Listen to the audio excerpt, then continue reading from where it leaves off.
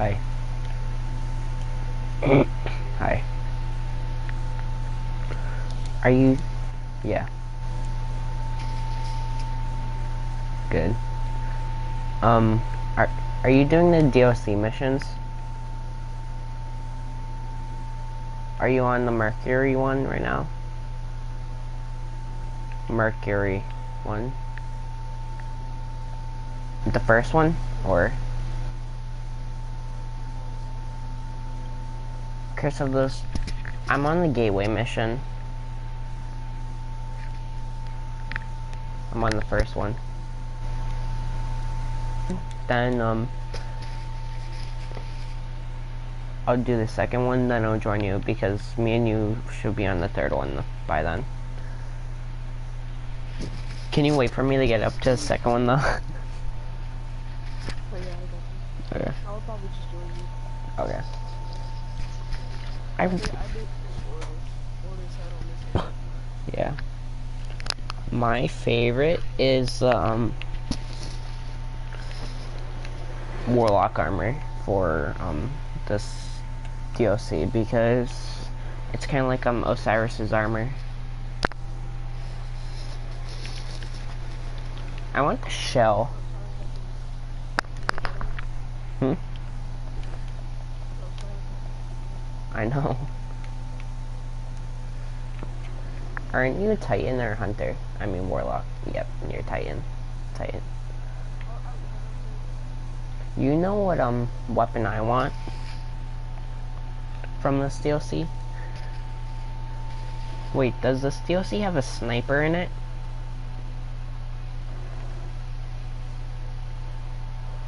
If it doesn't, probably then the hand cannon or the scout rifle. It's most likely in the war mine. The sniper in the war mine? Yeah. I have all the DLCs. Can you help me?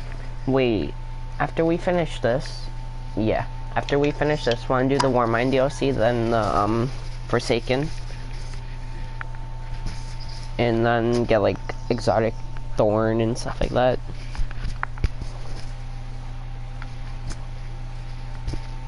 I got the Seething Heart at, like, level, 6 or something.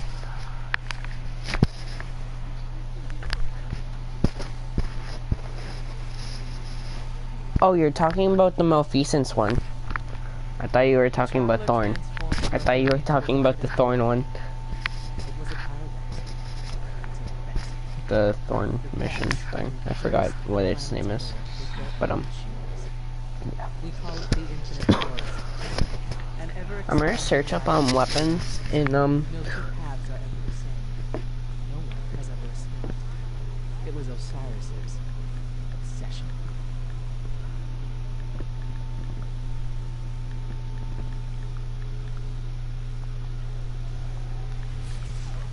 Welcome to Mercury, Guardian.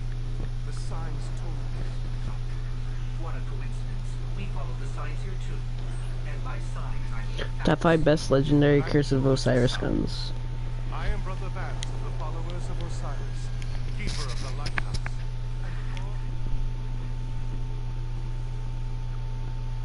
The Groupon app is amazing. But the money I saved, I gotta get a spa day.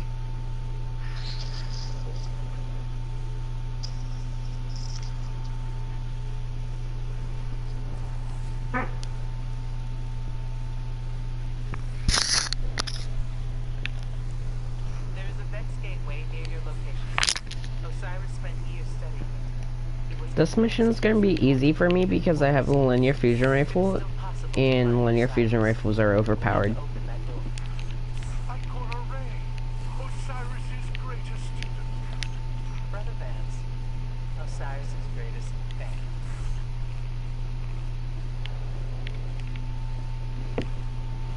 That's funny.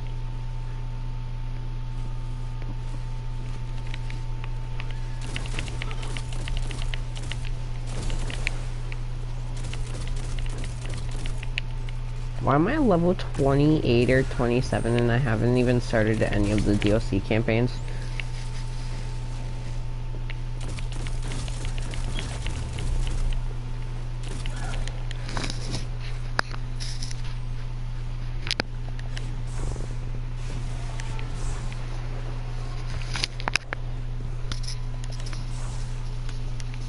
I'm streaming all the DLC campaigns.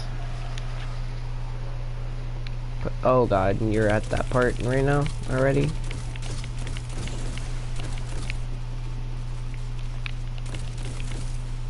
Then you're on the 3rd mission right now. Can you join me after I finish this one? Like, join me.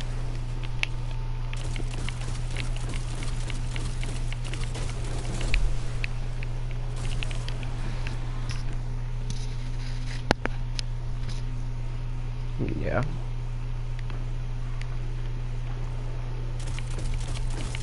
I haven't finished the Curse of Osiris campaign and any of my characters in such a long time, so that's why I'm doing this. But I finished Forsaken and I don't know the other one so many times.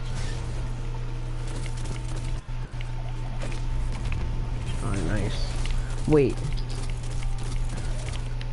After we finish Forsaken, want to do the Mediterranean, however you say it, when you get Menagerie, so we can get the. I'm surprised how well Faith serves you. Yeah. Osiris has not returned. He's on. Want to do those, so then we can get the beloved sniper. Place from which you know that people return. I want the beloved sniper. So bad. Yeah. In the hand cannon, Ostringer. Oh my god, I want that.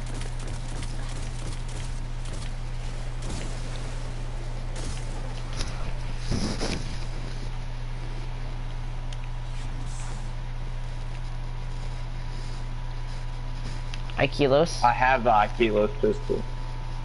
Yeah, but we also made new characters. This is my 3rd character, which is my Warlock.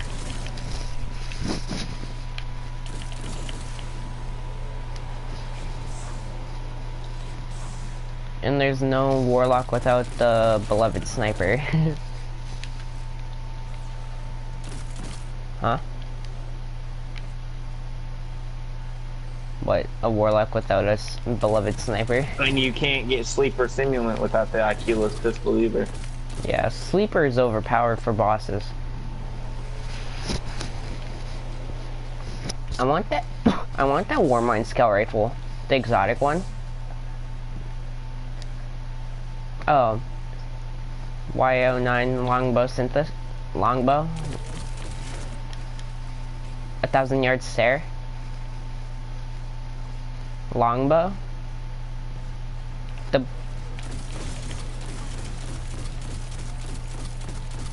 white and black sniper. Oh, the Oh, Icebreaker. no, not Icebreaker. White and black. White and black. The Dead Orbit sniper. Dead Orbit sniper. Oh yeah, white and black. Okay, yeah, Icebreaker was red and black. Okay, yeah, you're right. Yeah? I'm ready if you are.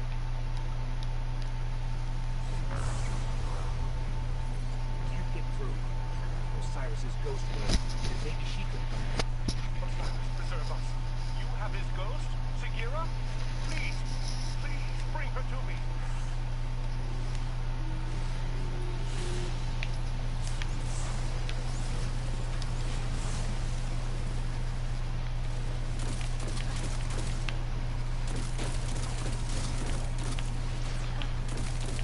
Descendant Vex. Okay. I forgot the name of that Dead Orbit sniper. That's not, that's not... It's called the Whisper. I was gonna say Black Spindle. Yeah. I don't know. Black Spindle wasn't, didn't have any white in it, though. Yeah, it did. No, the Taken Catalyst. The Taken Catalyst made it black and white. The regular It Black was Spindle. Taken. It was black and white. Oh my god. Black Spindle was just all black. The, Black Spindle was all black, but what the Taken Catalyst did was black and white, which is what the Whisper is now. It's the Taken Catalyst. And also, the good thing about it now is that you can get a catalyst to make it look like it was back in D1, I think.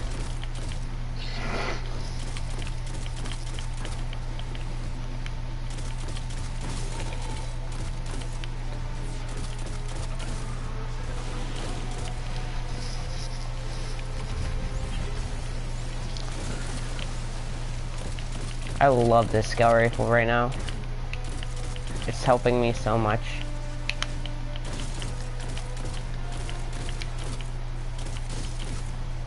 I love it that it has explosive payload, so it does like extra damage.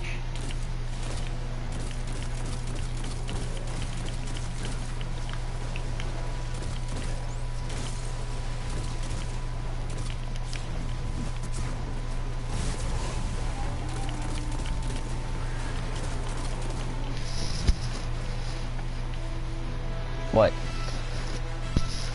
There. Take out the module. Bruh. Decks from different timings are converging on Mercury. That's bad. Thank you. Hey, Brother Vance. I would have done what Osiris had me said. Oh yeah, this is the guy that was on Return. The followers of what's it Osiris called? help to revive. To give you the Trials of 9 card. He was on Take Sagira to these coordinates. I forgot what it's called. I will notify the followers. Now that the lighthouse is safe, we can prepare for Osiris's return. All of the lost prophecies are coming to pass. I'm finally going to meet Osiris.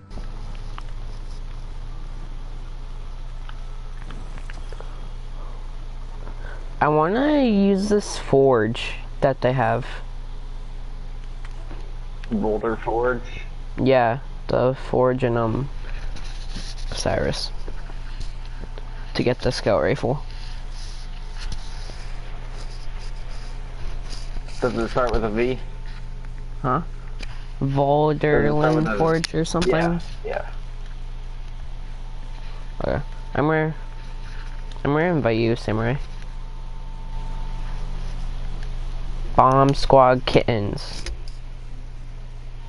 So what's going on, guys, and welcome back to the channel. Now, I'm really sorry that I haven't been doing a lot of comedy sketches like I usually do in I my just got videos. onto second mission. Is because I've been sick for the past 2 weeks. Yes, when I get sick forever. Now, when a normal person gets sick, they get sick for a couple days. For me, it's the entire week. I don't know why that is, but in any case, that's why I haven't been in my studio quite as much filming. But anyways, getting off topic here. Thanks to the Curse of Osiris expansion, we've been rewarded with tons of new gear, including many great legendary and exotic guns and armor. A lot of the new gear has been very fun to try out and functions pretty well, and with the release of a ton of new gear, I figured I could go over 5 of the best legendary weapons that have been added to Destiny 2 thanks to our latest DLC. But before I get into the video, I just want to mention that the weapons I showcased aren't the ones that you can get from the Prestige Raid Lair, because of the fact that the Prestige version of it has not been released as of the recording of this video. Also, I will not be including any of the Forge weapons, so this is strictly vendor gear. This is week 2, so not all the weapons have been released to the public, so we can't really include those in the batch. But from what we know, the Forged Shotgun, the Perfect Paradox, which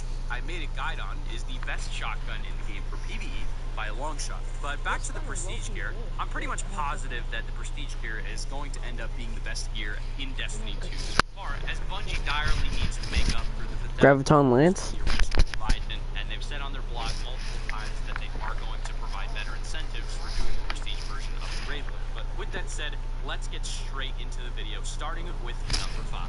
Kicking things off with number 5, we've got Zenith of Your Kind. Now, I know I said we're not going to be doing any of the Prestige rewards for the Raid Lair, but that doesn't mean we're not going to be doing the regular versions of the Raid Lair, which include 2 weapons being I'm Alive and Zenith of Your Kind. I'm Alive is the grenade launcher, and Zenith of Your Kind is the shotgun that you get from the Raid Lair. As for the first weapon, this one just barely makes it on this list, as it comes just short of being better than Summerlet D, putting Summerlet D right after Hawthorne's Field Shotgun, and a sudden death for the PvP and PvE top tiers, respectively. And so if you stack it against Hawthorne, it wins because if you also stack it up against Sudden Death, it's got invested in PvP. So stacking against the Summerlet D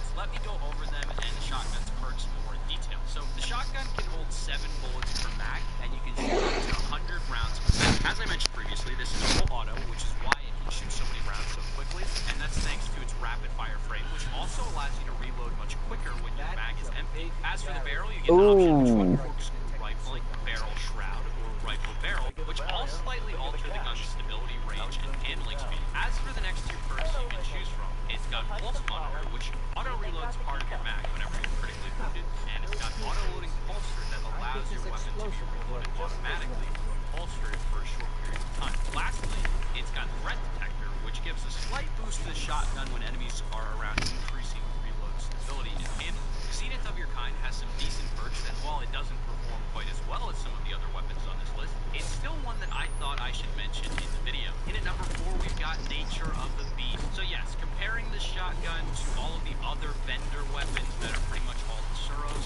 which is not including the forged weapons and not including the prestige raid weapons, this is the original raid shotgun.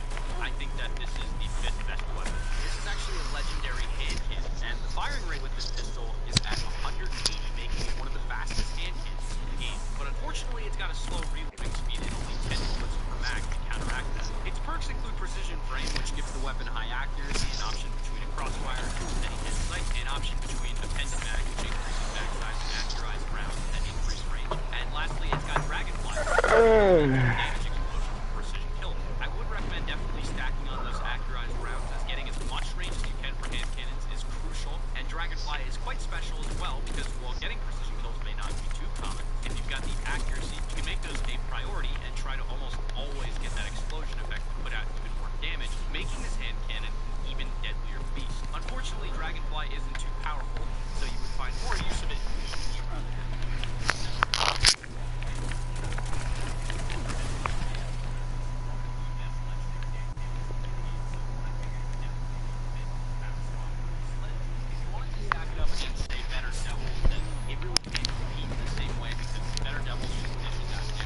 Yeah. Faster rate, and it's generally useful in more scenarios because you don't get the drop off because of this one special perk. But I would say that this hand cannon is definitely among the top 5 legendary hand cannons in the game. As for the forged hand cannon, well, we don't know yet. And coming in at number 3, we've got Autumn Wind. As for the next weapon, we've got a pulse rifle known as Autumn Wind, which brings back memories of pulse rifles back in Destiny 1. This rifle can put out 540 rounds per minute, an impact of 23, and a really good mag size with it being 37 per minute. Having that much ammo makes it easy for you to get 2 kills in PvP without even having to reload, maybe even 3 in one. Its perks include rapid fire frame, which gives you a faster reload whenever your mag is low, an option between hit mark, red dot micro, and rifle scope. An option between accurized round, which increases range and impact of the mag, which is stability and mag size sacrificing for longer reload speed. And lastly, it's got under pressure that improves stability and accuracy as your mag gets lower. This weapon has decent damage, range, and a firing rate, which allows it to be viable in most PvP. Overall, this is a solid pulse rifle and very effective at range, so that's why I put this on the number 3 spot. And in at number 2, we've got Positive Outlook. Now, as for the next weapon, we've got an auto rifle that looks awfully similar to another legendary Destiny 2 auto rifle, and that's Zero Speed. This gun has a firing rate of 450 rounds per minute, a very decent range, mag size of 33 bullets, and an all-right impact rate as well. As for the perks, it's got a precision frame, an option between jolt, flash, and transmission sights, an option between accurized rounds that increases range on reduced rounds, also increases range with all-symmetric damage to enemy shields, and lastly, it's got kill clip, which allows you to do more damage when you reload after.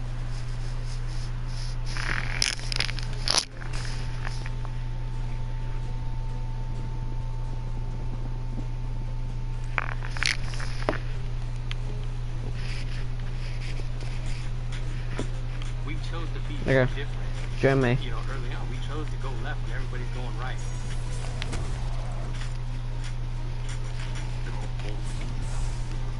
Loyalty.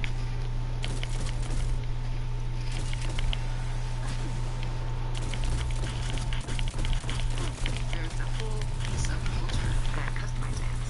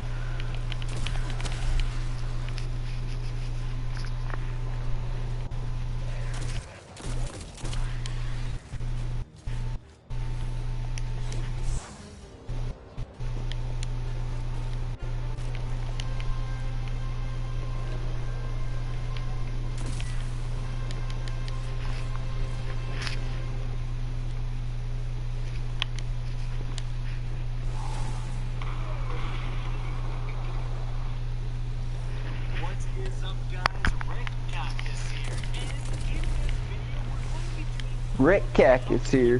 Showcasing how to get some very valuable items within the new Yeah. Curse of Osiris expansion in Destiny 2 that aren't inherently obvious. A new exotic for one, and also how to unlock the new Vexifying Forge weapons within this DLC. And so, let's get started. The first thing we're going to talk about how to get is the new Eon Safe gauntlets for the type Hunter and Warlock. That's right, all classes can actually gain access to this one exotic. And it has a pretty darn interesting ability. It's called Eon Energy.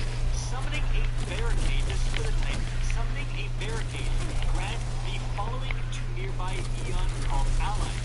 Grenade energy to Warlocks, barricade energy to Titans, and dodge energy to Hunters. Other allies receive a fraction of the shared energy. So, no matter which class you are, by the way, for the Hunter, it's when you do a dodge. When you activate dodge, that same ability will activate, giving grenade energy to Warlocks, barricade energy to Titans, and dodge energy to Hunters, but again, at a lesser degree to people not wearing this gauntlet. So, it kind of seems like Warlocks get the best piece of the pie there. More grenade energy? Sign me up. Barricade energy is also quite useful. This exotic is dropping at 315, and it is awarded for simply beating the campaign of Curse of Osiris. However, you're not going to end with a screen giving you these exotics. In fact, you're going to end on Mercury. You have to go back, once you beat the campaign, you have to go back to the tower, talk to Ikora, and then she will award you with these gauntlets. Again, it's not inherently obvious. There's no glowing campaign symbol on Ikora whatsoever. She's just like blinking green, and it's something that a lot of people I think may have passed over or have forgotten to notice. So definitely go check out Ikora after you do that Osiris campaign and get these exotics. Free exotic, why not? Now, next we're going to talk about how to unlock the Forge weapons. So, what you need to do is, again, beat the main DLC campaign. From this point forward, it's going to give you a certain milestone. It's going to immediately update your milestone and tell you to start doing adventures. You're going to have to do around 4 different adventures, one after another on Mercury.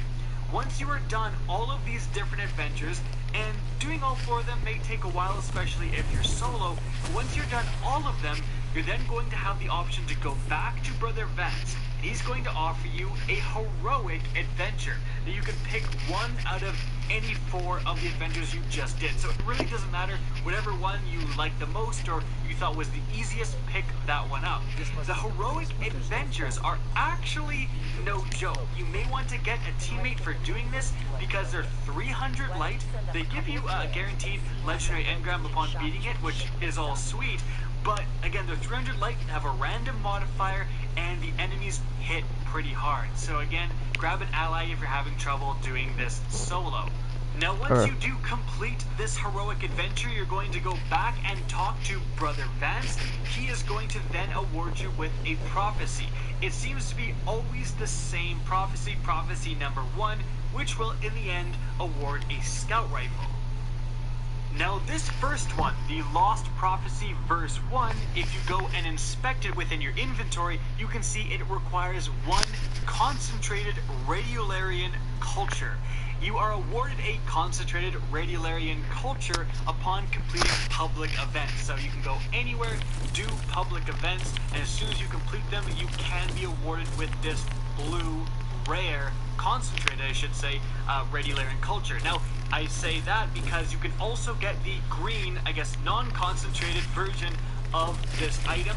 Now, you can take 10 of the green Radiolarian cultures that you get from public events, go to Brother Vance, you'll convert them to a blue, which you do need for this Lost Prophecy. It awards the green ones pretty regularly, and it randomly awards the blue one definitely less regularly. You might get lucky and get it on your first public event, or it may take you several hours of grinding. It is subject to RNG, but at least you do have a backup plan with the green one eventually converting into the rare one. Once you do finally get this item, go back into your inventory. You have to hover over it and use it. Once you use this item, it's going to apply to the prophecy, and then you have a completed prophecy. Go back to Brother Vance, accept something from him, go to Oh, this is the second one.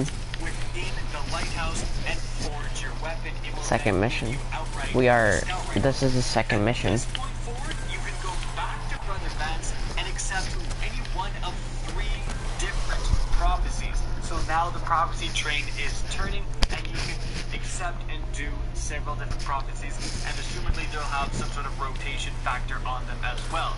So that is how you get, firstly, kind of a free exotic, and how you activate the forge and start getting those Vexify weapons.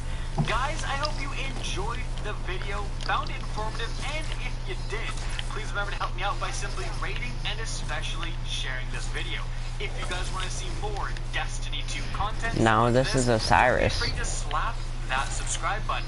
And if you guys want to get in touch with me and keep up to No. date with the latest channel activity, the best way is to follow me on Twitter at Rick. Wait, are you saying you're That's past in the it? description down below, as is my Twitch channel, which you can Are also you saying you're follow. past Again, I hope it, you enjoyed or the are video, you- And as always, No, have a good day. it's before it. 10 glimmers is that's the one making all the modified ether. Don't miss this chance, you two. Hey, just let us enjoy this one for a minute.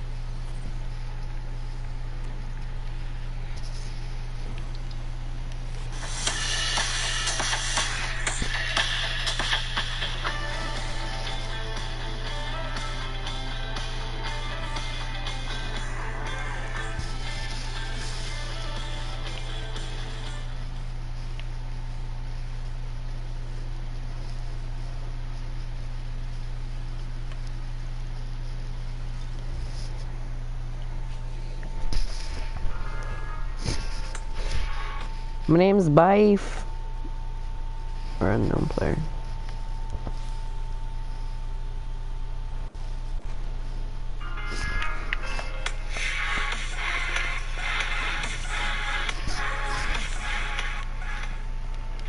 What's going on, guys? Unknown Player here, and today, of course, we're going to be talking about the Curse of Osiris DLC, and basically rounding up some cool and interesting things I found I wanted to tell you guys about. There's currently a hidden exotic, as well as some new exotics I want to show off. There are some puzzles, quests, new loot, and general impressions of the DLC, so as usual, a big summary of a bunch of things I want to show you guys. So firstly, let's talk about a special exotic that's currently undiscovered. I'm sure it won't be long before it's solved, but as of right now, it's a hidden exotic. I'm just getting on the third mission. Forums. There are literally 0 posts on this thing right now, so I want to let you guys know, get the No. ball rolling, and hopefully we can shed some light on figuring this thing out. I've seen a ton of people say, man, I wish you could get Sagira's ghost shell as your own ghost. I wish it was a real thing, but it actually is as an exotic ghost shell you can see right here. So of course, exotic ghosts are new to the Curse of Osiris DLC, and most of them seem to have some pretty impressive perks, definitely much better than legendary ones. And this one, for example, has the You're Welcome perk, detects caches and resources within a 75-meter range on Mercury, so of course it is very fitting for Sagira's ghost shell. If you don't know, most ghost shells do have a radius of 30 meters, that's the standard, and also one exotic, I believe, has 50 meters, so this one, the Sagira shell being 75, is definitely an upgrade. It is also pretty strange at the same time because Mercury as a patrol space is obviously very, very small, so having a ghost that gives you a bigger radius is a bit weird. Would be nice to have that in the European Dead Zone, but this is the main perk of this ghost shell. It also has Omni Telemetry, so generate gunsmith telemetry data on any elemental weapon kills, pretty common on exotic ghost shells. And the final perk on it is Scion of Mercury, increased glimmer and chance to obtain additional faction consumables on Mercury. So that is what it does. The perks are quite cool as far as ghost shells go, but obviously no one really wants this because of its perks, mainly because of how it looks. It's a very, very cool and unique shell. I think the fact that we do have some sort of secret exotic, at least for the first couple of days, is definitely promising, and it's something Destiny 2 has been lacking. We already missed having those secrets to find and those quests that pop up out of nowhere that lead to exotics, but it could be something as simple as completing a bunch of objectives around Mercury, which would make sense, or even something bigger like a time-gazing quest, but seeing as it is just a ghost shell and not a weapon or armor, I feel like it's probably some sort of Easter egg or thing you have to do in-game, but there you go, something currently undiscovered, but like I said, I don't anticipate it being dramatically difficult to get with this massive quest like Outbreak Prime. It's probably going to be something simple just to find, and knowing the community, it will probably be solved within like a day or two, so of course when it is found, I'll be sure to let you guys know on this channel, so stay tuned for some info on how to get Sagira's hidden exotic ghost shell. So next up, let's talk about all the actual exotics added into the game with the expansion. There are 17 in total that were added, a combination of some old ones from Destiny 1 and also some brand new ones. So for an overview in What? terms of content, for new stuff, there are 3 Yeah. completely new exotic weapons and 6 completely new exotic armor pieces. There are 2 exotic weapons Nah. from Destiny 1 and 6 exotic armor pieces also returning from Destiny What time 1. is it for you? Side by side, there are 9 new exotics and 8 old ones from Destiny 1. So for Hunter, Same. Graviton Forfeit returning, its new perk extends how long you can stay invisible and also charges your melees faster when invisible. You got Shinobi's Valley Gauntlets. They're also back similar to how they were, improved skip grenades and also give you an extra one, so 2 of them in total. And the Gemini Jester is a new set of boots. These stun enemies when you dodge near them. The Titans have the Helm of Saint 14 returning, which still blinds enemies that walk into your bubble, and also stuns enemies when you're blocking in the Sentinel Super, and you basically walk near them when you're shielding. That's going to stun enemies for a short time. The MK44 standard sides are also returning. These now give you an overshield when you're sprinting at full health, and have your subclass shoulder charge up, so no matter what subclass you're playing, when you're ready to do your shoulder charge thing or knee charge, if you're full health and doing that, Yeah. it's going to give you an overshield, and also any hits with those strikes are going to recharge some melee energy for you. Now, the new Titan exotic is a helmet called Kepri's Horn, of course related to the Hunter exotic back in Destiny 1, the Kepri's Sting. So what this does is solar damage kills recharge your barricade, which then blasts solar energy when you summon it. Now for Warlocks, you have the Stag helmet Yeah. returning. Because I'm gonna be able to get that overpowered Warlock super Rip down when you die. for Void Walker. In Aspect Gauntlet, one of the best ones in Destiny 1. These still give you quick draw and fast reload for all weapons, but now boost your melee range as well. Oh my god, there's... As an added bonus on top. These things are still very, very good. It's overpowered. This melee range isn't quite as good as the Intercept, but it's still definitely a boost nonetheless. So these things are going to be one of the best for Warlocks, especially for Crucible. The new exotic for Warlocks is called the Vesper of Radius chest piece. So Rifts do an arc shockwave when you place them down, and also Rift energy charges faster when you're surrounded by enemies. Now on top of that, there are also 3 new exotics for each class, the Hunter, Titan and Warlock, that basically work in combination with each other. When combined, the same thing as the Rakins. So when you're nearby, you're going to activate. So these are the Eon Swift, the Eon Safe and Eon Soul. So to understand these, basically think of 3 abilities to bear in mind: the Hunter Shade Step, the Warlock Grenade, and the Titan Barricade. So when someone does one of those things while wearing these gauntlets, it's going to give energy of those 2 other abilities to the other 2 subclasses. So for example, if you have a Hunter, Titan and Warlock all stood next to each other or near each other with these exotics on, when the Hunter Shade Steps, the Warlock is going to get grenade energy, and the Titan is also going to get some barricade energy. So it does work in vice versa. If a Titan pops a barricade, the Warlock's going to get grenade energy and the Hunter Shade Step. So it basically works in combination like those 3, and even people not wearing these exotics also get a small bit of energy, not as much as if you are wearing them. But of course the idea is that these do work in combination, you can cycle abilities. So you get these from completing the Curse of Osiris campaign. I'm sure most of you have them, but that is how they work essentially. Now for weapons, you have the Prometheus Lens, the Trace Rifle, same as Cold Heart, but this is the solar version, and this is kind of the opposite of Cold Heart, because the Cold Heart is meant for bosses with high amounts of health. This thing, the Prometheus Lens, is meant for ads with low health, and it gives you ammo back every time you kill something. So it's basically meant for lots of different ads, and is also absolutely destructive in the Crucible right now. It's probably going to be nerfed very soon, because it seems like it may be bugged, but this thing literally melts enemies in Crucible, almost like a Vex Mist last in Destiny 1 before it was nerfed. So it's probably going to be nerfed unfortunately, but right now it's actually crazy broken if you luckily have it. The Crimson is the Red Death hand cannon, which actually got to my very first Luminous Engram, really lucky. But this thing, as its main perk, kills you on kills, and also gives you ammo back on precision kills, which is a nice combo there, and it also does a 3-round burst as a hand cannon, which is very, very strange. I'm actually loving it so far. I haven't used it a ton to know how good it is, but it is a very fun weapon to use. It looks like the Red Death, feels like it, but it's got its own twist. I really love that aspect. And it's definitely really good against big groups of enemies, and also pretty good against groups. Hello. Hi.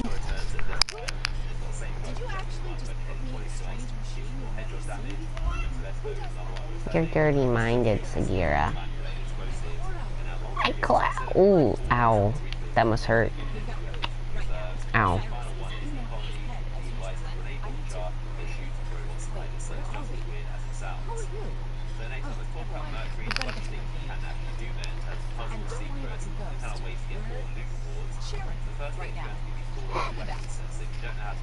Please, secure.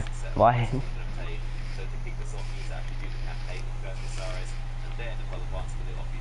Complete.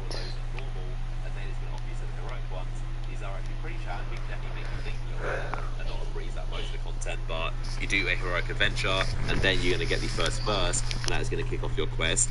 So once you do get the verse, it is actually pretty self-explanatory. You can inspect the item, it's going to tell you what you need to do. So Heroic Public Event Chest, that's going to get the item actually required to upgrade the node. So you can basically either get lucky and get the blue item as a drop, which I did, or you can actually grind out a bunch of the green items and upgrade them into a blue. But either way, once you get the blue item required, or several of them, you can upgrade the node and it's going to give you the forge weapon. As you can see, the first one here is the scout rifle. Looks very similar to the Vexsmith class, but it seems okay. I like Outlaw, but it isn't as good as Destiny 1 Outlaw. It's got a pretty heavy nerf in Destiny 2, so I'm not really that much of a fan of it. It isn't the best weapon, but it is quite cool in terms of high impact scouts. It's probably one of the better ones. Now, something else also inside the lighthouse, kind of secret you can unlock, which I mentioned a while ago, how there's a secret chest behind the barrier. Now, the way to unlock this is actually pretty simple. So there are going to be 5 books around the lighthouse, as you can see right here. These are the locations and the orders. You can simply go around and just hit them all in the right order you can see on screen. The first one is just here next to Vance. Then you go over to the right side of the room into this bookshelf. It's pretty obvious, you can see the glow. Then you want to walk over to the left side of the room. You can see it in the corner. I know something that we can do to get it free loot. You've got the second one, that's going to be book number 4. And then back over to the opposite side of the room once again for book number 5 hidden up here. So you hit all 5, that's going to unlock a conflux. You scan that and you get it unlocked. So that is your chest. Once you scan the conflux, the barrier will unlock and you can open it. Not too substantial in terms of rewards, pretty much as I expected. It's similar to most region chests. It's a bit better than the planetary chest, but nothing too fantastic. But that is how you do the puzzle inside the lighthouse. If you try and do the books in the wrong order, then it simply won't activate. And also, if you run out of time and don't do them quick enough in sequence, it's going to tell you in the feed that you ran out of time. So make sure you do it in the right order, but you really can do it solo. It isn't really much of a rush, and hopefully you guys can get this chest now. Another thing I also want to let you guys know about on Mercury is the heroic version of the public event. So the way to actually activate this is when you go over to the other sides, the far ends of Mercury, over to the jump pads. Once you defeat the mini boss over there that's holding the keys, you simply need to look in the sky as I'm doing here, for these big kind of weird triangles that are going to spawn. You shoot them. You can do it solo. I've done it many times solo by myself, so you don't need that much firepower. You shoot these things in the sky, that's going to spawn platforms. You shoot even more of them, that's going to spawn even more platforms. You keep on going, rushing through, and eventually you should be able to get up to the very top. Then you simply stand inside the ring, and that is going to activate the heroic event. So it's kind of a cool little trick. Get on top of the thing and activate the heroic version. That's how it's done. So you can get 2 chests, technically the most rewarding public event ever, so you can get 2 tokens and a blue. So there you go, a massive rundown of all the exotics and also a couple mysteries on Mercury. As always, if you did enjoy this video and want to help support the channel, then like, ratings down below are always much appreciated. Of course, I'll have a bunch of videos going up on this channel very soon across the coming days and weeks, so stay tuned and make sure you are subscribed if you aren't already. In the meantime, if you want to watch another video from me, you can click the image on screen. Do you want to get that scout rifle with me? The Curse of Osiris scout rifle. We need to do 4 adventures, then 1 heroic adventure, then we can get the mission to get the scout rifle, then we do that, then we get the scout rifle.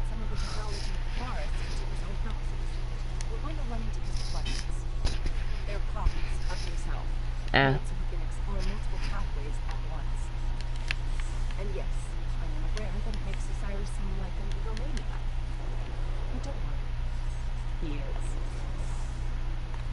Sagira's flirting again.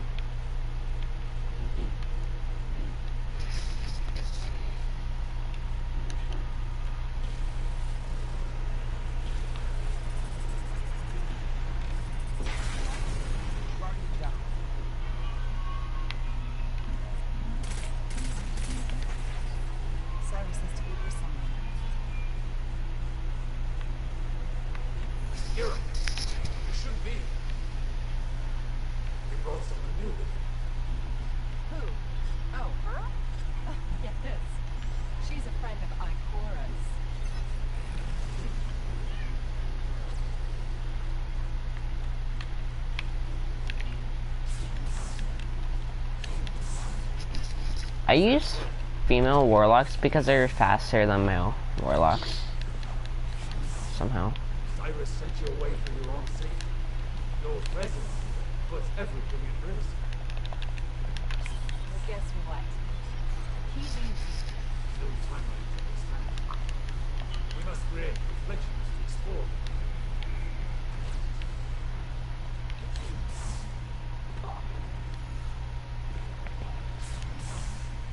It's almost too late.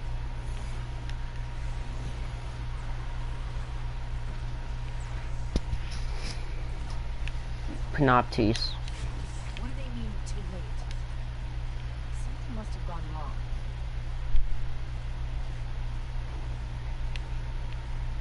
Where's the real Osiris? You cannot go to them. What? What did you find? What's so bad? Oh, he is a The infinite he's a warlock and a titan, planet-sized and simulating trillions of realities in parallel. he has sun bracers. Towards a steadfast purpose. I have those.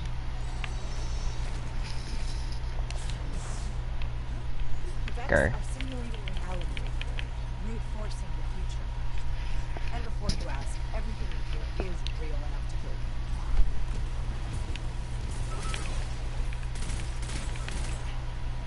you. Yes, everything can kill you, people. Hulk smash.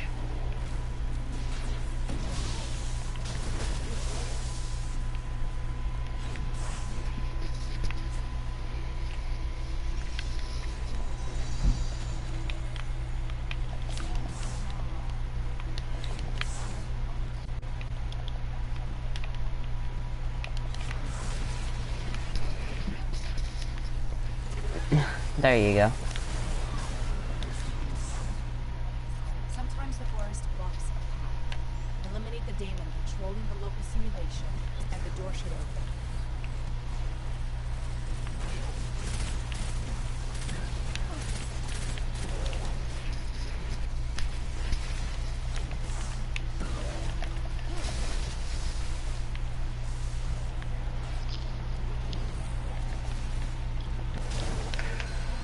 What level am I? I am level 29. What level are you? Oh my god, we're only 5 levels apart.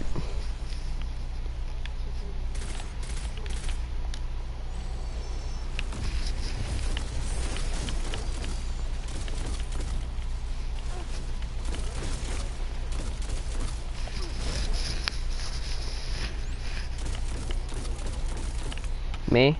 Like 280. Why? Nice.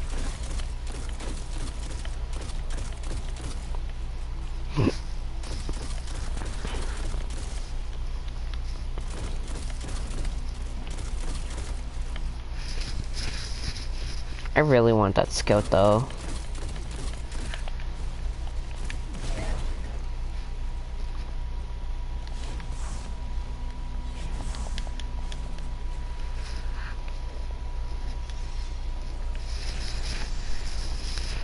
Why didn't they add the Taken King back?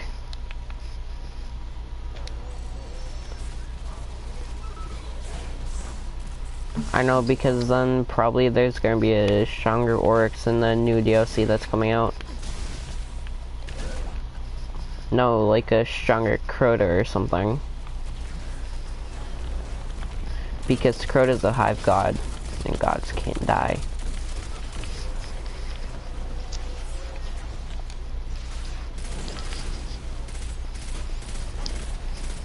Bye bye. Is it weird that I'm used to tapping with a pulse rifle? Not just spamming.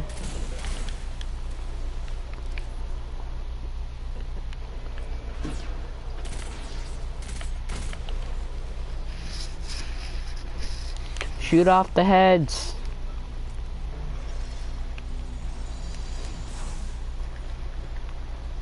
Ha. I jumped through object.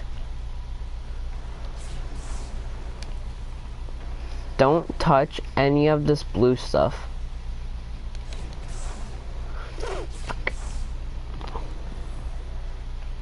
Anything that's blue will kill you. And we have to run into blue. Oh, God. Jump into the white.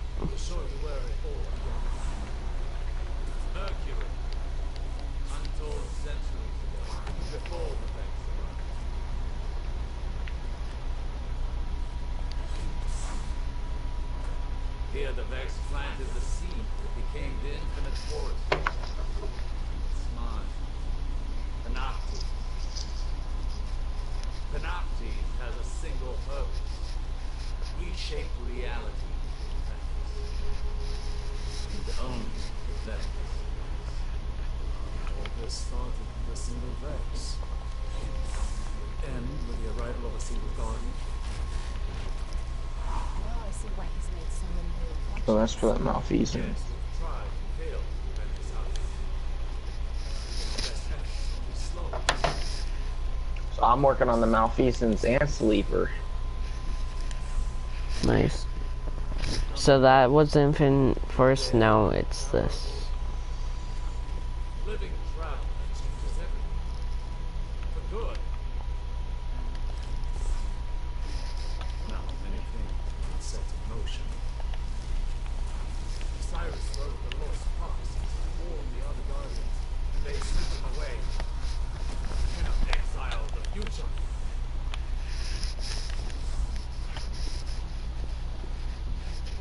So that's why Brother Vance is handing out the Trials of the Nine tokens in D1.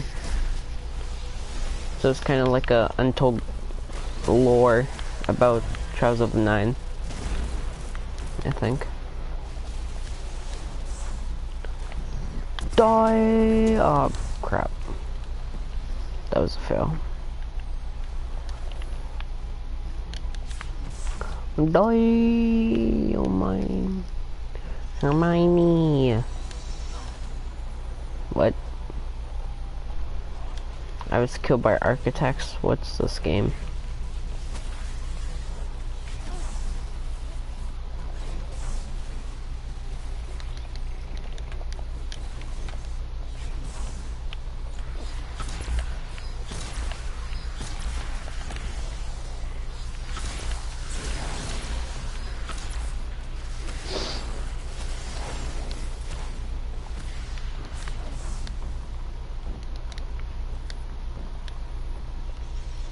Fight me, bro. Fight me, bro. God.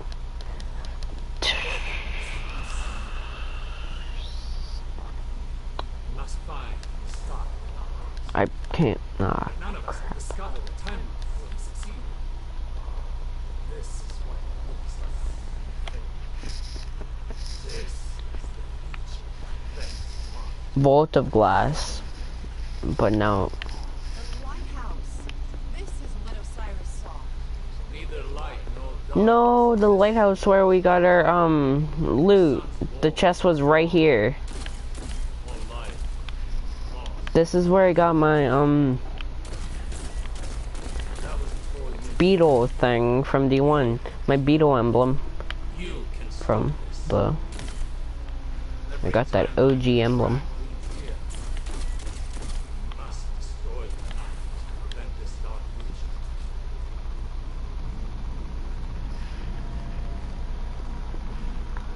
The Nazis. He's found us.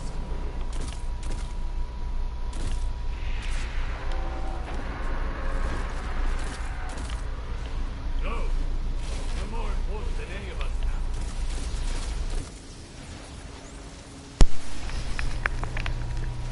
Got to go.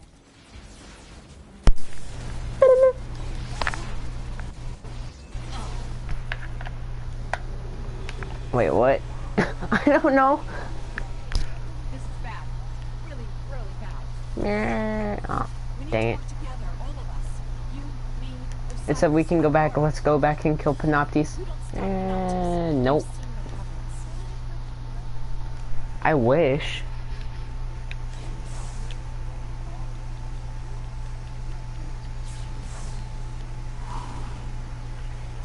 Ikora, I know there's like one more. There's like one more mission, then we kill Panoptes. Where's Osiris? in trouble. We all are. Like we. I'll explain everything on our way back to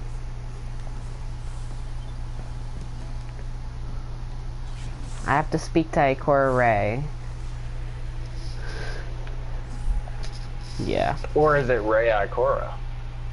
Dun dun dun. Wait, what Yeah, if she's exactly. not Ikora and she's Panoptes? Plot twist. Plot twist. That is good What if content. Ikora just turns into a big monster and we have to kill her? That would be awesome. That would actually be awesome. I don't like Ikora one bit. Even though I'm a warlock, Ikora is just so annoying. Yeah. Cade died 6 times. Cade died 6 times.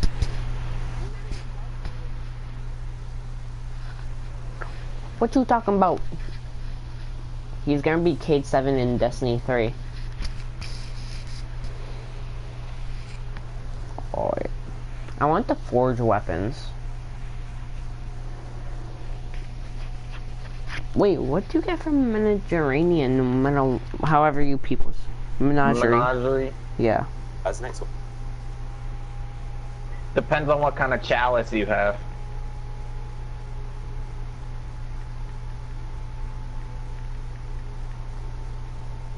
Menagerie weapons. Millis Gaming is a trash can. So this started at your bank? Yeah. You're getting hosed. You ever get hosed? No, Santander insured my account and app were already set. That would feel awesome. Oh, no, thank you. At Santander Bank, we give you and your money respect, not surprises. Santander Bank is trash. DCU's better. Lee.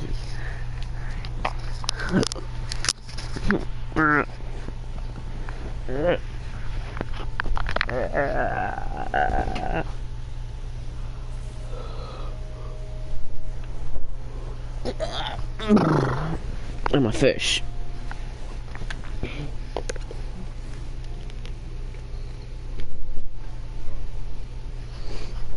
What can I do for you? What's his name just trolled me. He gave me 1 light level up from my thing. Cat, shut up before smack y'all. I will smack you. On the paw. To give you a high five. That's a plot twist. Because my cat's retarded. Do you have a pet that's retarded? So, it's the end of everything. I thought after Living memory, positive outlook. Which one should I get? nothing else, Living memory, positive outlook, or the they'd have us internal blazon? a map, and that map will show where the compass is. There's only one place that could possibly store that asteroid. The pyramid on Io. Grave robber. Which one should I get? Guys. Should I get internal blazon or living memory? Grave robber is actually pretty overpowered.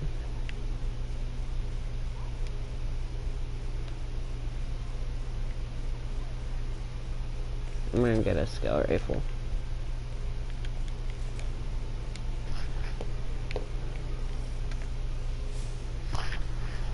What?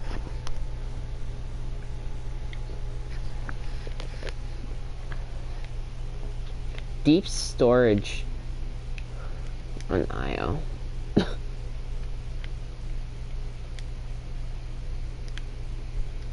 We're doing deep storage.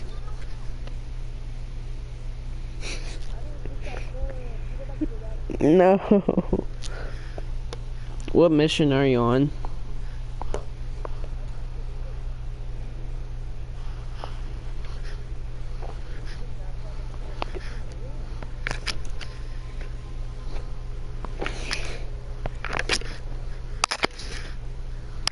IO to do deep storage.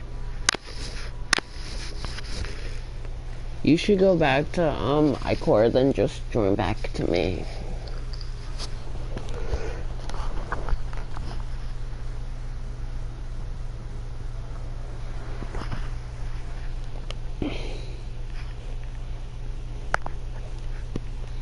Are you actually joking me?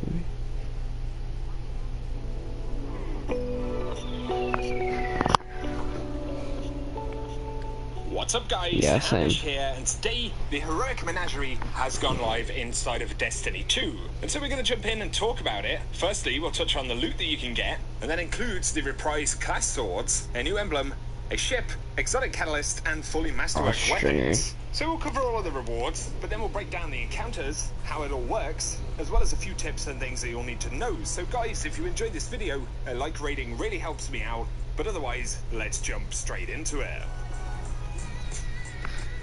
So first up, thanks a lot to my clanmate Hewlin, has an absolute ton of runes and stuff available, so I jumped on his account, assuming we might be doing some combination hunting, but it turns out, for the moment, combinations don't appear to be key to heroic loot, at least not in any other capacity to how they normally are. We're going to talk loot first, but I should mention, Heroic Menagerie does require a pre-made fire team, so matchmaking isn't available.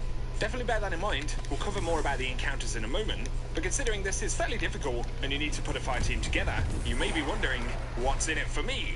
Now, in terms of rewards, initially, masterwork rolls of weapons can drop inside of Heroic Menagerie. They are, however, not the curated rolls of weapons at the moment, so basically they're random rolls that are fully masterworked. They drop consistently on the first clear that you do. Presumably, you'll be able to get one each week, and just like the powerful rewards, they will drop based on the first thing that you craft with the Chalice of Opulence. So you can see right here, I get a randomly rolled Austringer, and obviously you can get the god rolls, but these are not the curated rolls, and I'll have to keep you posted if there is a discovery about those. But otherwise, in terms of loot, you can also get the class swords from year 1. Now these are reprise versions, and to actually get them, they will drop randomly when you kill the boss. So these aren't dropping from the chest, but any time that you kill the boss, you get a chance to get one, and they do drop specifically for the class that you are playing on, and you still have to kind of use them exclusively on that class. And so firstly, we have the Throne Cleaver for the Titan here. And counterattack is one of its unique bonuses. Guarding while receiving damage will grant a damage buff for 5 seconds. The Gold Tusk is the Hunter variant. It is the only sword outside of Striker's Sure Hand that can get surrounded, but it's also able to get energy transfer, and guarding while receiving damage will generate class ability energy. The Warlock gets the Death's Razor. It's capable of getting energy transfer as well as counterattack, and so all of these swords do have some unique properties, but once again they are class specific, and they're not associated with the chest, but drop randomly when you take down bosses. Now something else that you can acquire randomly in Menagerie Heroic would be the ship. So the Emperor's Chosen ship is an RNG drop. It does come specifically from the chest, so if it drops, it's going to drop alongside a piece of loot that you're invoking from the Chalice of Opulence. And so, opening the chest multiple times in one run does give you multiple chances to acquire the ship. And yes, that whole loot farm is still a thing that you can do. Otherwise, there is an emblem that you're guaranteed to get on your first clear right here, and the Izanagi's Burden Catalyst is actually a guaranteed drop if you fully upgrade the Chalice of Opulence before you run Heroic Menagerie. So once you have the maxed out Chalice, whenever you run Heroic Menagerie, you're going to be guaranteed to get this dropped, and it does require 500 kills to actually upgrade, and the perk on the Catalyst will increase the damage of owned edge shots. And according to early reports of that, a 4 stack of owned edge with the Catalyst upgraded will grant roughly a 20% damage increase. And so for now, that pretty much rounds up what you can get in terms of loot from Heroic Menagerie. Masterwork rolls on weapons, the class swords randomly from the boss, the ship randomly from the chest, the Izanagi Catalyst if you have a fully upgraded Chalice, and the emblem, but otherwise you can farm loot in very much the same way in here. I think some of the drops are interesting. If the swords are weapons that you want to pick up, or the Catalyst specifically, really the Heroic version does have a smaller loot table, but it's kind of used to get some specific drops. So let me know your thoughts about it down below, and whether it's something that you'd be interested in running.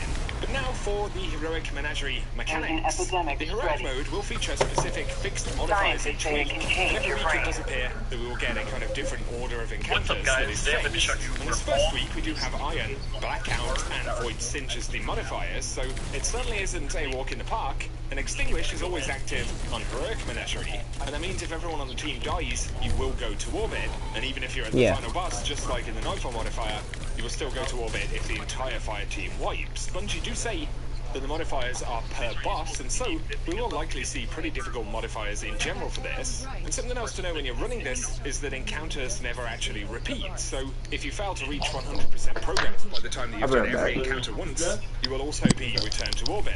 Recommended power is 740, but as we know it does scale all the way up to 770 power. And in terms of strategy, there are only so many tips I can really give for this, because mechanically there are no real changes, and so the focus ends up being on survivability, especially with with enemies up to 770 power in the same volumes as you'd see in the normal mode. And of course, these guys have a lot more health and do a lot more damage, so you'll definitely want Tethers and Warlock Well of Radiance. You'll want multiple of these on the team, really. And as I mentioned, there are no specific encounter changes in Heroic, but this week, with Voidburn and a bunch of Vex, bosses in particular are pretty lethal, so definitely drop those wells in encounters where you end up being focused by bosses and ads. Of course, you're going to need that for bonus damage, but also survivability. And try to generally keep your ad clear nice and tidy, because that's really your main concern. Enemies are pretty dangerous in Heroic, and depending on the modifiers, encounters, especially boss encounters, can be fairly lengthy, so survivability is really important.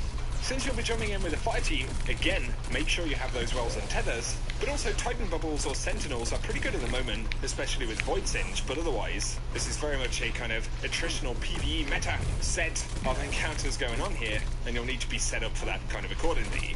If you have any other tips for folks jumping into Heroic Menagerie, be sure to drop them in the comment section below. As I mentioned, there are some specific Heroic Menagerie triumphs. The short-handed requires you to complete Heroic Menagerie with a fire team of 3 or fewer. Go Speedrunner Go requires a Heroic Menagerie completion with time on the clock. And then there are 3 triumphs to defeat each of the bosses without any fire team members dying. And of course those are required for the new title and stuff like that. But otherwise, that's most of the stuff I wanted to round up in this video. We'll leave some gameplay right here of the final boss encounter. Gives you a better idea of how tanky a lot of the stuff in here is. But as always, I'd love to hear your thoughts about Heroic Menagerie and all of the rewards down below in the comment section. And if you've enjoyed this video, a like rating really helps me out. If you are new around here, be sure to hit subscribe to see everything related to Destiny 2, guides, news, and all of that good stuff. But for now, I appreciate you tuning in as always, and whatever you get up to, I hope you have an awesome day. Not even a fire.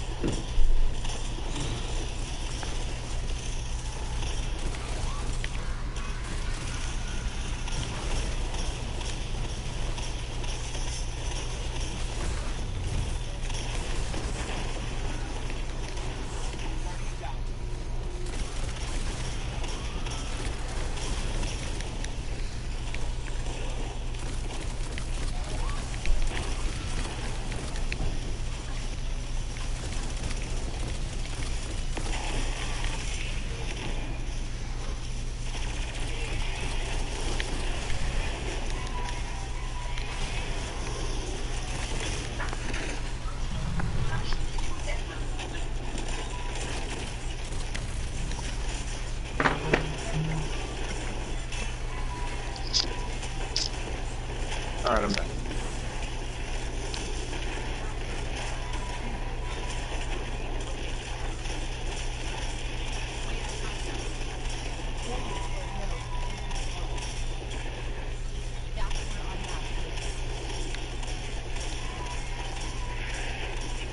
My circle. My circle. Mine. I'm on him more.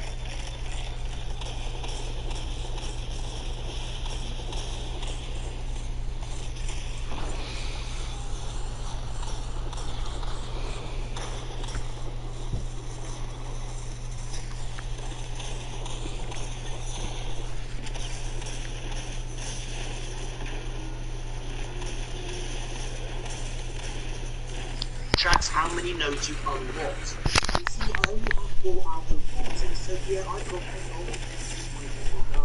Now, once you've connected the first node, return to Anaprime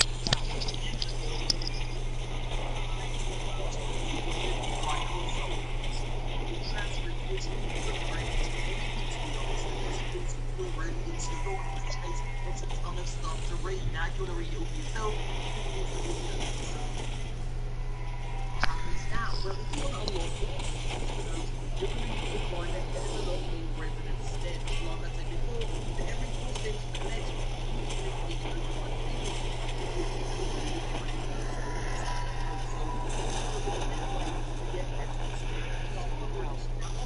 you get a single residence stem for every patrol which you complete, and a single residence stem from lost sector chest. So yes, each one of these chests are going through the road through simply exiting a lost sector, re-entering and killing the boss.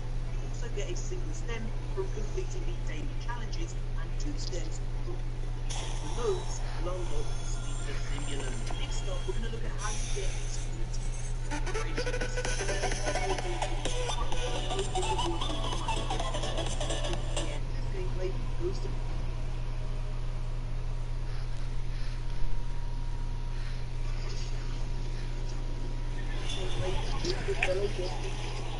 Hey, welcome to GCU. You're in Lope country now.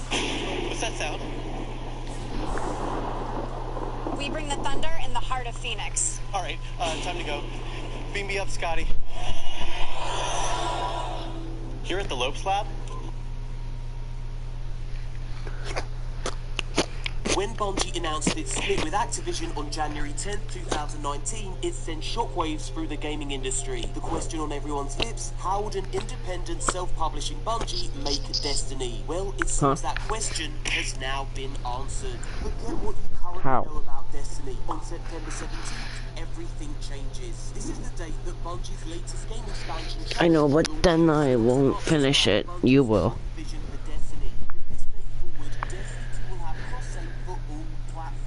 PlayStation, Xbox, PC, and Google Stadia. There will be no more console exclusive loot.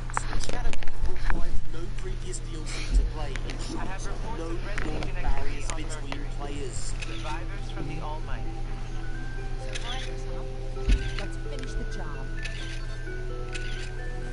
And there's more. On September 17th, Bungie also launches the free-to-play Destiny 2 New Light. This allows players to access Year 1 Destiny 2 content for free. If you're a curious newcomer and you want to experience life as a Guardian before perhaps committing to Shadowkeep, well, now you can, and it won't cost you a dime. That's a genuinely staggering amount of free content. Like I said, on September 17th, everything changes. So then, now that we know Bungie's vision as an independent publisher, it's time to break down everything that was revealed about Shadowkeep. And I mean everything. There's a hell of a lot of new information to take in, so buckle up for safety, and let's effing well do this. Let's start with Shadowkeep's story. You'll return to the moon, journey deep into a mysterious enemy citadel, and help Eris slay new nightmares before they reach out beyond the moon to cast humanity back into an age of darkness. So yeah, it's pretty much business as usual. Save humanity from evil before it's too late. You know the score, you got this. And yeah, you heard right, Eris Morn is back, and this time she won't be able to put her rock on Cade's map because... you know, Cade's dead. So yeah, Eris returns from her long absence. The question is why? Well, Shadowkeep will delve deeper into her story. She's discovered something truly horrific beneath the moon's surface. Something darker in the dark below. A long dormant power that even she can't control. It seems that the enemies of the past, the ones who I'm were dead almost and to buried, the end spot. Taniks, Vogoth, Ghoul, are being resurrected by the darkness. And this time it's gonna take more than just bullets to take them out. This new threat requires a whole new game plan. So yeah, good luck. Now, I know what some of you guys are thinking, because I thought it myself. A reskinned location, the moon, with reskinned enemies. Ah, shit. Here we go again. Well, in order to reacquaint myself with the location we'll be revisiting in Shadowkeep, I hopped on my Destiny 1 account and went for a little nostalgic trip around the moon. Now, the moon we'll be exploring in Shadowkeep is twice as big as Destiny 1's moon, so there's plenty of new terrain to traverse with your Sparrow and new places to explore. For starters, there's now a giant red citadel on the moon, which has a very Lord of the Rings Sauron vibe about it. You'll also meet a new character, explore smaller stories that branch out from the main plots, and experience teasers for future content. Not to mention some seriously tasty looking new exotics and a new Black Garden raid. But the thing I'm most excited about is how Bungie's changing the way we're actually gonna play. So let's have a look at that in more detail. Now with Shadowkeep, Bungie is introducing deeper RPG elements, enhanced build customization, more stats for you to play around with, more ways for you to create a unique Guardian that suits your playstyle. So here are some examples. Now, do any of you remember when Bungie added the artifact slot in Destiny 1? It didn't really do much, and it certainly wasn't a game changer. You got a slight stat boost and an additional perk. Nothing to get too excited about. For Shadowkeep, however, Bungie's giving the artifact a serious overhaul. Check it out. Here's a Shadowkeep artifact. Now you'll be able to select perks from each column in order to customize the way your Guardian fights. Now by far the coolest thing about this is the last column, which according to Bungie will have perks that are as powerful as exotic perks. Okay. So you expect them to make a considerable difference. Cat. It's so annoying.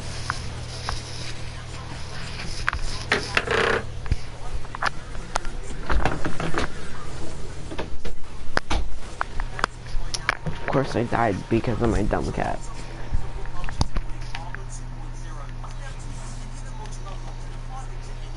You guys know where Glacier Drift is? Yeah. Yeah.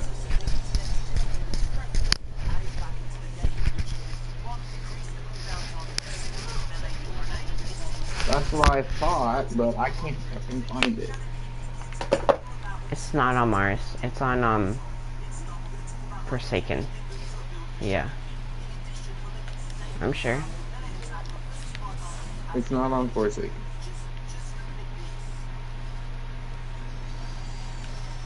Glacier There's Drift? no way it's on Forsaken. No. I don't think so.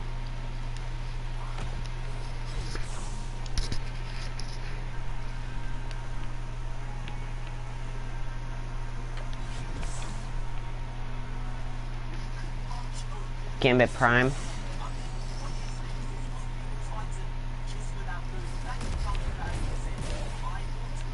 Oh, the DLC? What?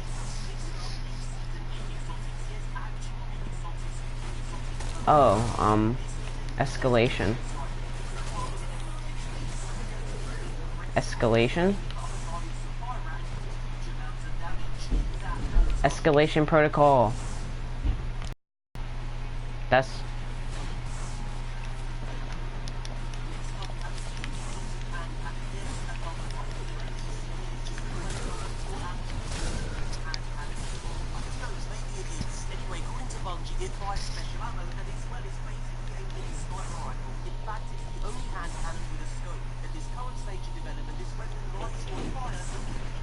This is a combat booth. A simulation of the recent past in its own. Effects and testers are clear.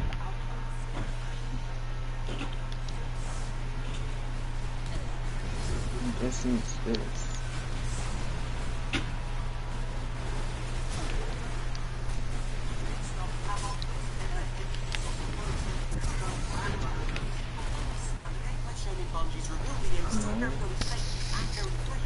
Apologies for the looping footage, but you get what Bungie's going for. A single shot from this thing is going to take out multiple enemies. So be a season 8 which thankfully has some genuinely cool new toys to play with. And we're gonna get some returning exotics too. Now check it out, this hunter is rocking the exotic auto rifle Monte Carlo. You know what, let's revisit Destiny 1 to remind ourselves what this weapon is like. Okay then, so here we are in the Cosmo Jungle. I have to say, it's pretty bad. Now if I'm honest, I never really used Monte Carlo that much in Destiny 1. It looks cool with this exotic weapon roll past. Takes the exotic perk never really did it for me. It was a Monte Carlo method. Melee damage with this weapon reduces your melee cooldown and grants a chance to recharge your melee ability with the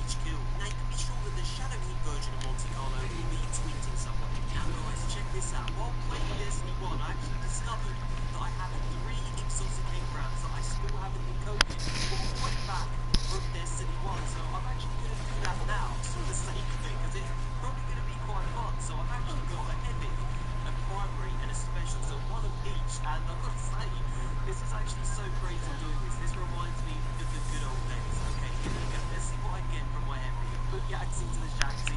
We got True.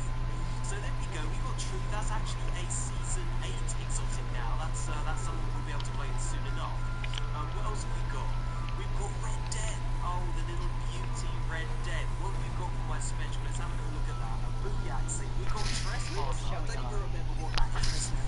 Right top as well. I've actually got a faction package. Now, I missed those two. Those were a good idea, weren't they? Let's put those back. Let's look at my faction package. We've got loads of lights. As so ultimately, just see what Trespassers I can't remember. There was a sidearm. What was it? I'm defensive. Reloading after it is an expert. To be longer, more powerful. Wow, that's so crazy how it gets to anyway, back to the video.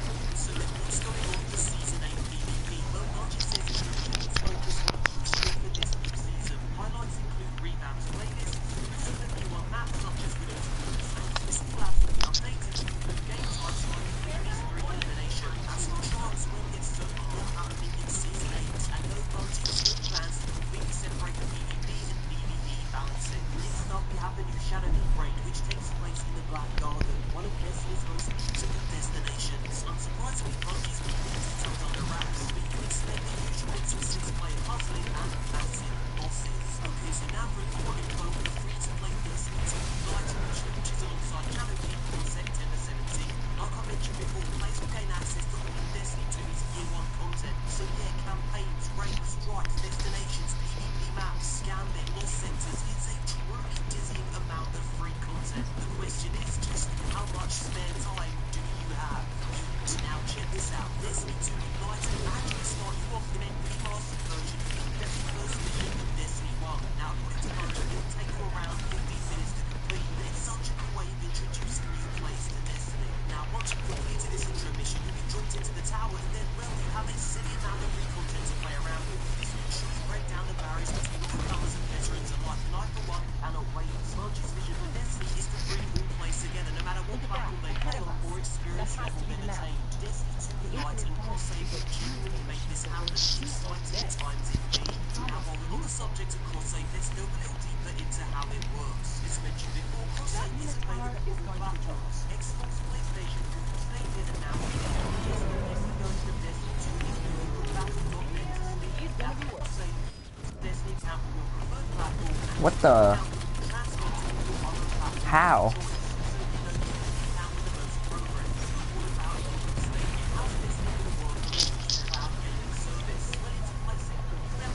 Yeah.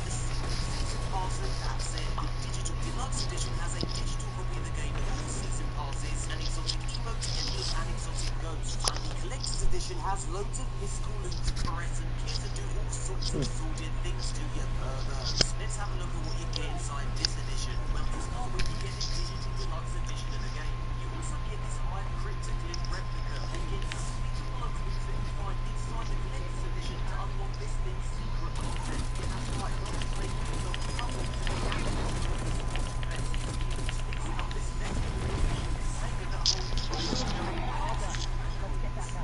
is a Lunar Mission handbook. It contains 40 pages of schematics and design documents. Now you also get this Lunar Journal. It's 160 pages featuring additional story content that's found with the mysterious charms and talismans of Eris Moon. And finally you get this digital Destiny 2 Shadowkeep original soundtrack, plus an exclusive in-game emblem code. More details on all the editions mentioned are left in the description box below. Okay, that's quite enough yapping from me. It's a Shadowkeep montage. You up for a hunting expedition?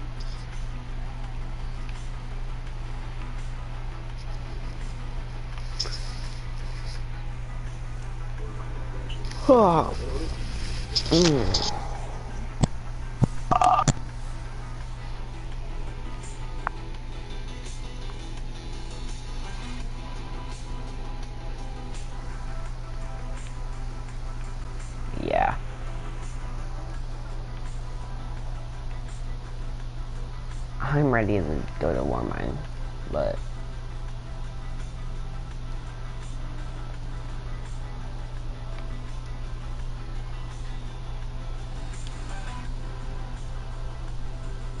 same.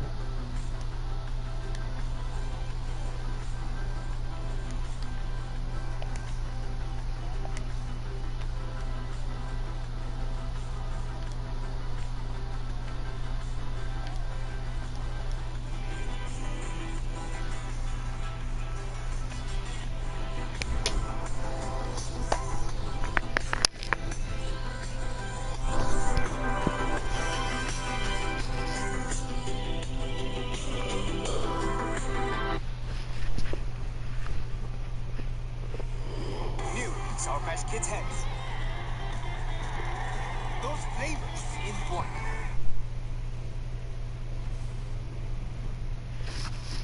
Hi, ho everyone. My name's Mr. Fruit, and welcome back to more Call of Duty Black Ops 4. Oh my gosh, Mr. Fruit, show my Call of Duty. Well, I'm loving it, and you guys are supporting it, so 1 + 1 equals content. Speaking of content, you're looking at it right here. You want to be that annoying guy everybody hates in the match? If you said yes, well then boy, perk those ears up. It's time to listen. The Mog 12. I know we just did a video of our secondary pistol. That is probably the best gun in the game. Oh my god. Another secondary? That's insane? Well, yeah, actually. Just like the Mozu, it really comes into its own form when you get the operator mod. Dragon Breath. Incendiary ammunition inflicts damage over time. Cannot tell you how infuriating this is. Essentially, with Dragon Breath, hitting them once will kill them, unless they start healing. Now couple that with the long barrel, which increases damage fall-off ranges, and the barrel choke, increased damage dealt by pellets and decreases pellet spread, in other words, making it more accurate. And fast mags, because reloading faster is nice. I would like to also have speed loader, but there's physically not enough room to put that on there. Now why do I say you're gonna be that cheesy guy that everybody hates in the lobby? Well, because you're running around using a shotgun, especially the Dragon's Breath. Because getting one-shot by anything is always frustrating, whether it be a sniper, the Mozu, which is insane, or shotguns. Let's go with Ruin. You know, a little extra. Oh, you like that? You like that gold? Ooh, my first golden gun. But that is not what I... There we... Oh, my class will change. Well, I guess we'll just have to enjoy the gold in the meantime. Oh, man, what a difficult life. Okay, I'm done. Okay, here we go. Dragon Breath inbound. Now, it's gonna be funny, but... Oh, that wasn't very funny. Oh, okay, can you go... Thank you, Treyarch. Really appreciate you bringing me in here. Okay. Oh, thank God. All right, let's just try this again. Okay, new game, new us. And let that be a lesson to you all. You don't need to wait till the new years to make a new you or set new resolutions. I don't really know what that has to do with this. I'm stretching. But just look at the spread right now, even while sprinting. It's tight. It's gonna hit what you want. Sometimes further than you would expect. A lot of times further than I would expect. And at the same time, when you would think it would hit, it doesn't. It's a little inconsistent. But you know what? That's why we love it. First blood, one shot kill. Look at this. I don't even need the Dragon's Breath if they're gonna die in one shot. Now, the thing that I've found out is they usually... Oh my God, we're going in. You never really one shot until you get the barrel choke. But then after that, it's just like, hey, you want a one shot? Sure. You want a one shot? Oh, burn to death, baby. Oh, he must have healed in the nick of time. Why aren't we capturing? Hold on. Hold on, we have to play patient here. Wait for them to come. There's gonna be two of them. Don't get antsy. Don't get antsy. There we go. That's what I'm talking about. See? Oh, wait. I had to reload. Oh, he's gonna burn though. Yes, he did burn. And I'm still alive, baby. Hold on. I probably should have just kept shotgunning them. But it's too late for that. I thought I was weak. I'm not weak. Okay, so I'm exaggerating a little bit. Where's the cap point? Over here? Alright. We gotta take the long way. We gotta bring it around town. Bring it around. And you're dead. Oh my God, dude. Oh, I forgot just how nutty this is. You don't unlock the barrel choke until... Oh, sweet Jesus. You don't like the barrel choke until the barrel.